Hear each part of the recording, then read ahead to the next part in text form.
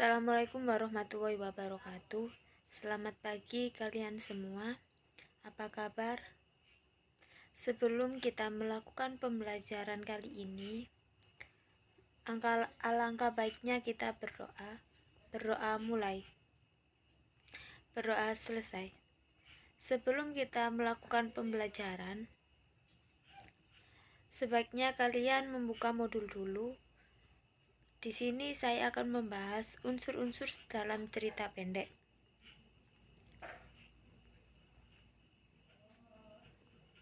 Pada modul ini, kalian akan mempelajari materi cerita pendek. Cerita pendek merupakan cerita fiksi, cerita pendek atau tidak benar terjadi, tetapi bisa terjadi kapan saja dan di mana saja. Cerita ini relatif singkat. Pada kesempatan pembelajaran pertama, kalian akan mempelajari unsur-unsur pembangunan cerita pendek. Kemudian pada pembelajaran selanjutnya, kalian akan mengkonstruksikan sebuah cerita pendek dengan memperhatikan unsur-unsur pembangun cerpen.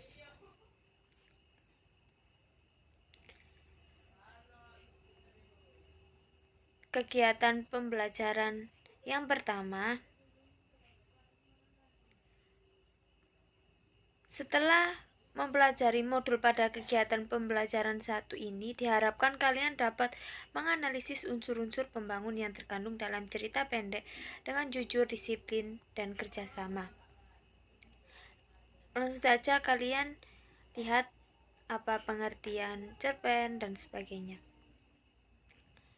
Apakah kalian pernah mendengar ungkapan cerita yang dapat dibaca hanya sekali duduk, atau dapat disimpulkan dengan cerita pendek atau cerpen? Pada umumnya, cerita pendek bersifat fiksi atau rekayasa, dan masalah yang terdapat dalam cerpen biasanya memiliki kesan tunggal. Di samping itu, berbagai macam karakter tokoh baik antagonis maupun protagonis, di mana dari karakter tersebut maka dapat dipelajari hal-hal yang benar dan salah dari nilai-nilai kehidupan cerpen.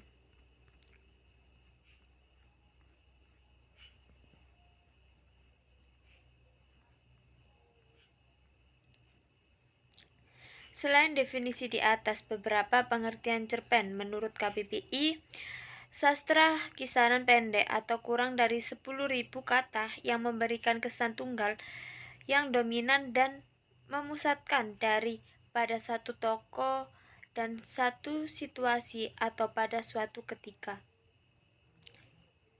Berdasarkan uraian tersebut dapat disimpulkan bahwa cerita pendek adalah prosa berisi gagasan, pikiran, pengalaman yang diimajinasikan dan membentuk sebuah peristiwa dengan satu peristiwa puncak.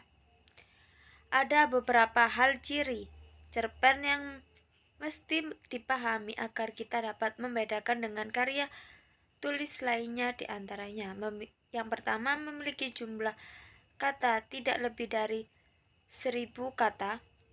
2. Memiliki porsi penulisan yang lebih singkat dibandingkan dengan novel.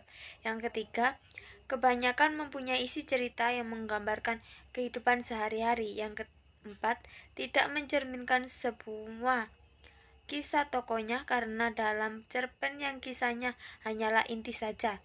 Yang kelima, tokoh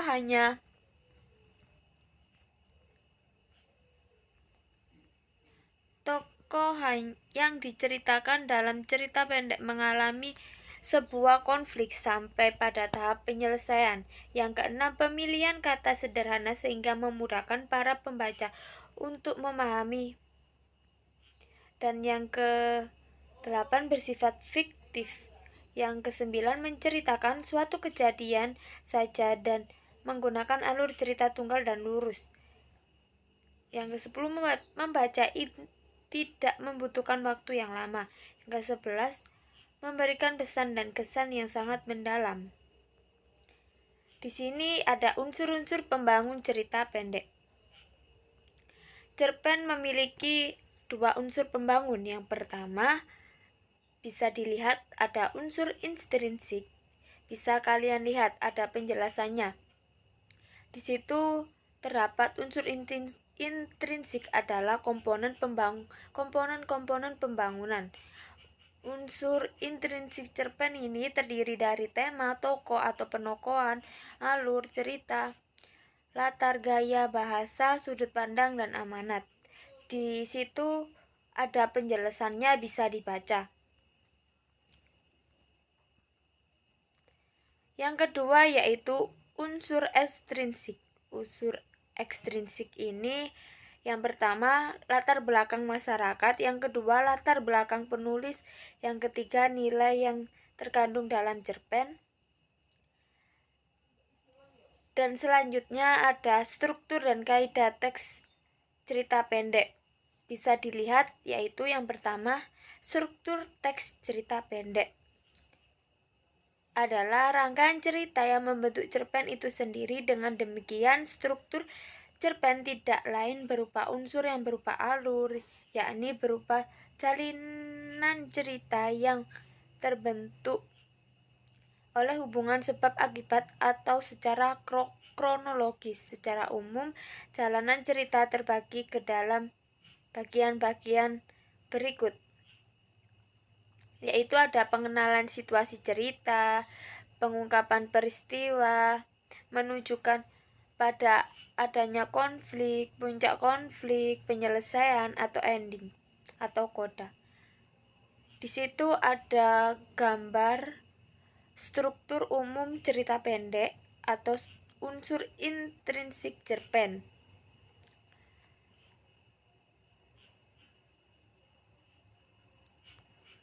Di situ ada kaidah kebahasaan cerpen seperti berikut, itu bisa dibaca.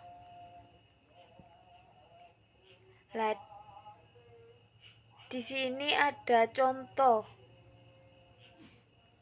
dari menggunakan kata-kata sifat untuk menggambarkan tokoh, tempat, atau suasana. Di situ ada contohnya.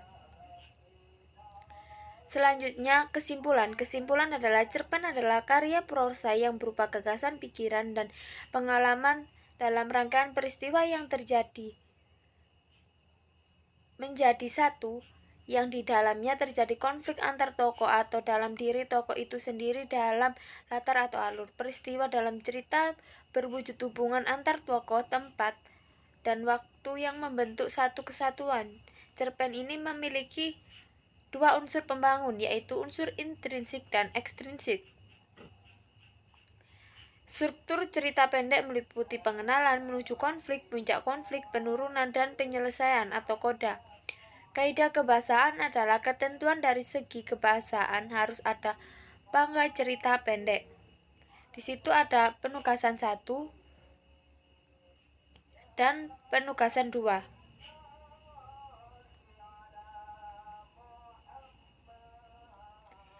Di situ kalian akan disuruh membaca salah satu cerpen, kemudian diidentifikasi sesuai instruksi di situ.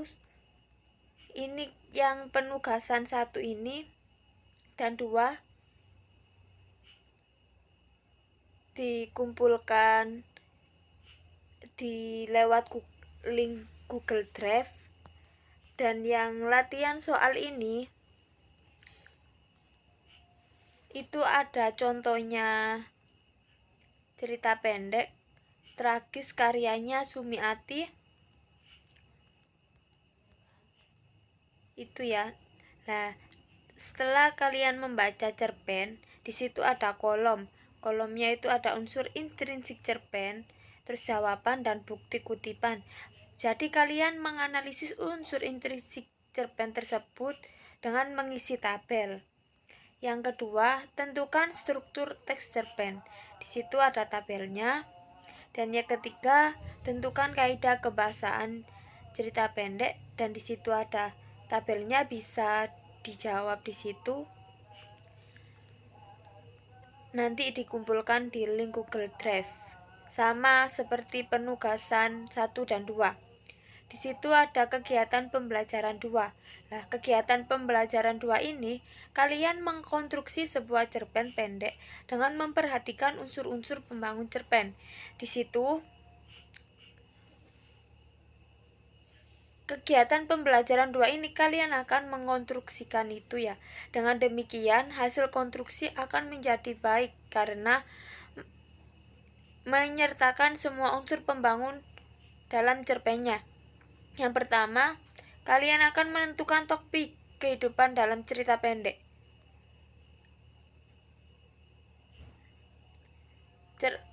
Cerita pendek ini adalah karya sastra yang terus-menerus dibaca dan diproduksi karena memanfaatkan besar bagi kehidupan. Oleh karena itu, mengkonstruksikan cerpen topik dapat diambil dari kehidupan diri sendiri atau pengalaman orang lain.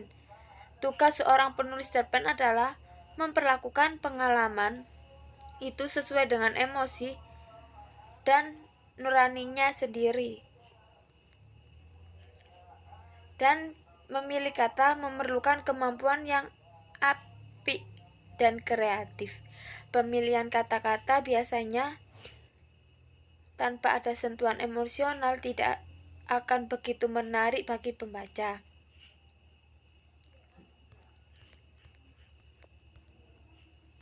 Selanjutnya, menulis cerita pendek dengan memperhatikan unsur-unsur cerita pendek.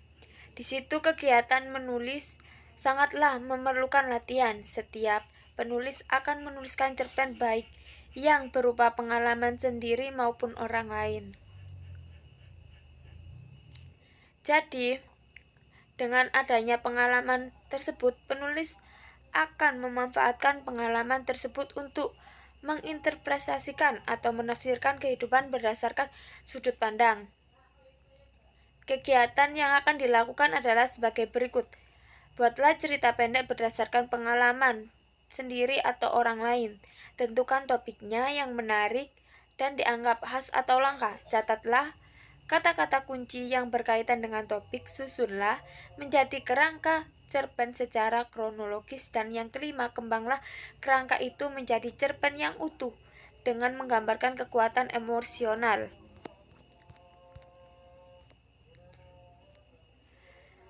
Selanjutnya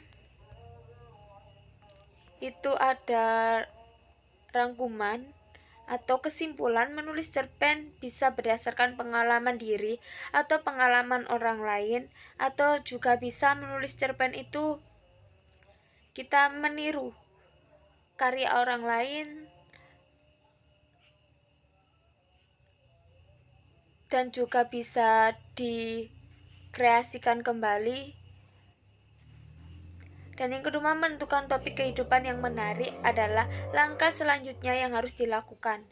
Yang kedua, menulis kerangka. Dan yang keempat, menulis cerpen. Di situ ada latihan soal. Latihan soalnya itu bisa dibaca. Ada soal yang pertama itu, buatlah sebuah cerpen berdasarkan pengalaman hidup yang kamu alami sendiri ataupun pengalaman orang lain tentang pengalaman belajar di rumah selama pandemi COVID. Terus tentukan topiknya yang menarik dan dianggap khas atau langka. Catat kata-kata kunci berkaitan dengan topik, lalu susunlah kerangka cerpen secara kronologis. Kembanglah kerangka itu menjadi cerpen yang utuh dan menggunakan kekuatan emosional. Dan yang ketiga, lakukan silang baca teman selaku untuk memberikan koreksi berkaitan dengan pilihan kata, ejaan, dan tanda bacanya. Di situ ada latihan soal, nanti bisa dikumpulkan melalui link Google Drive. Selanjutnya yaitu evaluasi. Evaluasi di situ ada soal pilihan ganda, itu bisa dikerjakan. Itu bisa dapat melihat seberapa kalian paham tentang unsur-unsur cerita pendek yang sudah dipelajari selama 2 pertemuan ini. Itu soalnya sampai 10 soal. Mungkin itu saja yang bisa saya sampaikan. Kurang lebihnya mohon maaf yang sebesar-besarnya. Wallahul muwaffiq ila aqwamit thoriq. Wassalamualaikum warahmatullahi wabarakatuh.